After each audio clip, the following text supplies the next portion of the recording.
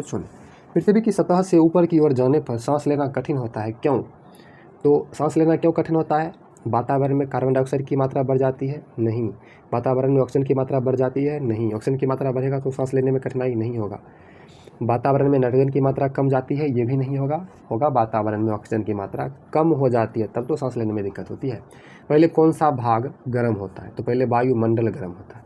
वायुमंडल में ऑक्सीजन की मात्रा कितनी है? तो 20.99 है। ठीक है, 20.99% है। वायुमंडल की सबसे पहली परत क्या है? तो क्षोभ मंडल है, क्षोभ मंडल। रेडियो तरंगे किस परत से परिवर्तित होकर पृथ्वी पर वापस लौटती है? तो वायुमंडल।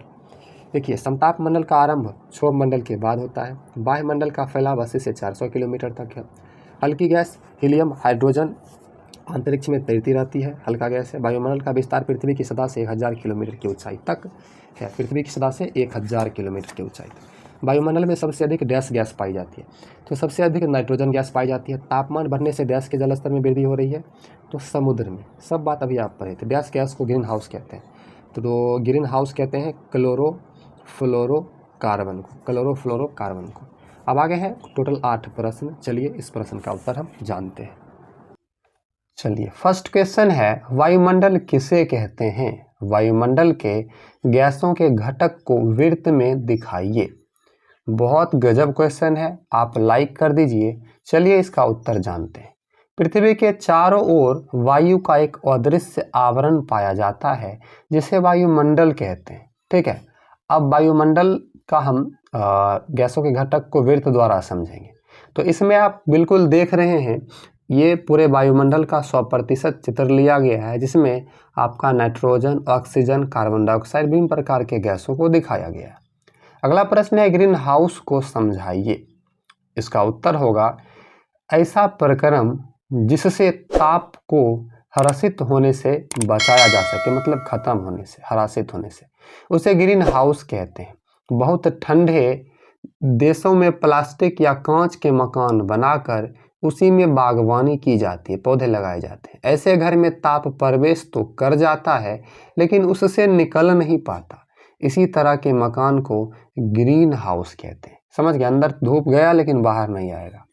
अगला प्रश्न है, कार्बन डाइऑक्साइड भी जीवन के लिए जरूरी है, कैसे? अब ये क्वेश्चन तो आप भी सुनकर शौक हो जाइएगा, कार्बन डाइऑक्साइड कैसे जरूरी है?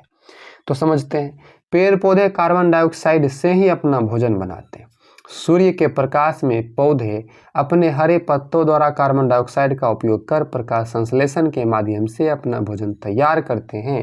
ये इस प्रक्रम में कार्बन डाइऑक्साइड का उपयोग तो कर ही लेते हैं, बदले में पर्याप्त ऑक्सीजन निकालते हैं, जो जीव जंतुओं के लिए प्राण वायु का काम करता है। इस प्रकार स्पष्ट है कि कार्बन डाइऑक्साइड भी जीवन के लिए ज़रूरी है। अगर कार्बन डाइऑक्साइड नहीं रहेगा तो पेड़ पौधा नहीं रहेगा, और उसके बाद ऑक्सीजन नहीं मिलेगा तो हम लोग नहीं रहेंगे। अगला प्रश्न है, किसी एक मंडल के ना होने से क्या कठिनाइयाँ होगी, लिखिए। समझते हैं इसका उत्तर। तो इसका उत्तर होगा, सभी मंडलों की अपनी अपनी उपयोगिता है, अपना अपना कार्य है। एक मंडल के काम को कोई दूसरा मंडल नहीं कर सकता, अतः किसी एक मंडल के भी न रहने से संभव है जलवायु में भारी परिवर्तन हो जाए, जिससे मानव जीवन ही खतरे में पड़ जाए या इसका कोई क्रियाकलाप बाधित हो जाए। इस प्रकार यह स्पष्ट नहीं कहा जा सकता कि किसी एक मंडल के नहीं रहने से क्या कठिनाई होगी, लेकिन यह निश्चित है कि कोई न कोई कठिनाई अवश्य होगी। मतलब समझिए, हर मंडल की जरूरी है, आवश्यकता है। चलिए अगला प्रश्न है, पृथ्वी पर तापमान बढ़ने से जीवन के लिए खतरा बढ़ता है, कैसे? तो समझते हैं इसका उत्तर। पृथ्वी पर तापमान बढ़ने से जीवन के लिए खतरा बढ़ता है, यह निम्नलिखित बातों से पता चलता है। पहले, पृथ्वी पर तापमान के बढ़ने से पहाड़ों और जमे बर्फ तो पिघलते ही हैं, ध्रुवों के पास के बर्फ भी गलने लगते हैं। फलस्वरूप समुद्रों का जलस्तर बढ़ते जाता है। ये फल होता है कि समुद्रों के बीच बसे द्वीप पानी में डूब जाते हैं, वहाँ के लोगों को पलायन करना पड़ता है। जैसे गंगा नदी के डेल्टा के कुछ द्वीप पानी में विलीन हो चुके हैं। तटवर्ती निवासियों के जीवन पर खतरे की तलवार लटक रही है। तो इस प्रकार से हम समझ सकते हैं कि तापमान बढ़ने से जीवन खतरे में आ सकता है। अगला प्रश्न आपका है, रेडियो और दूरदर्शन की तरंगे किन माध्यमों से हम तक पहुँचती है, पता कीजिए। तो उत्तर होगा पृथ्वी से प्रसारित रेडियो और दूरदर्शन की तरंग बाह्य मंडल से होकर पृथ्वी पर हमारे रेडियो या दूरदर्शन पर दिखाई पड़ता है। ऊंचे फ्रीक्वेंसी की तरंगों को यह मंडल आसानी से प्रसारित कर देता है। इसी सुविधा का लाभ उठाकर आज घर घर में टेलीविज़न और गांव-गांव तक मोबाइल फ़ोन पहुंच गए हैं, तब जाकर हम उसका उपयोग कर रहे हैं। तो ये सारे चीज़ के लिए मंडल की आवश्यकता है। 7वां प्रश्न है, शीत प्रदेशों या ध्रुवों पर सब्जियों का उत्पादन कैसे करते हैं। इंपॉर्टेंट क्वेश्चन है। देखिए, शीत प्रदेशों या ध्रुवों पर अत्यधिक ठंड पड़ती है, इस कारण वहाँ वनस्पति नहीं उग पाती है, लेकिन ग्रीन हाउस का उपयोग कर वहाँ भी सब्जी उगा ली जाती है। यदि हाउस मतलब मकान बड़ा हो तो अनाज भी उपजाया जा सकता है, मतलब ग्रीन हाउस जो बनता है अगर बड़ा हो तो अनाज, मक्के, गेहूँ, चावल उपजाया जा सकता है। 10वां प्रश्न है, ओजोन परत को खतरे से बचाना जरूरी है, क्यों और कैसे। तो समझते हैं इसका उत्तर। ओजोन परत को खतरे से बचाना इसलिए ज़रूरी है क्योंकि यह परत पृथ्वी और पृथ्वीवासियों की रक्षा करता है। सूर्य से निकलने वाली किरणों में एक खतरनाक किरण पराबैंगनी किरण है।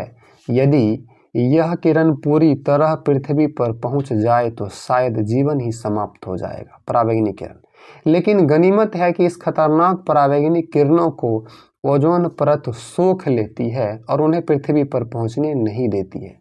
लेकिन मानव की लापरवाही और स्वार्थ के चलते ओजोन परत पर खतरा मंडरा रहा है।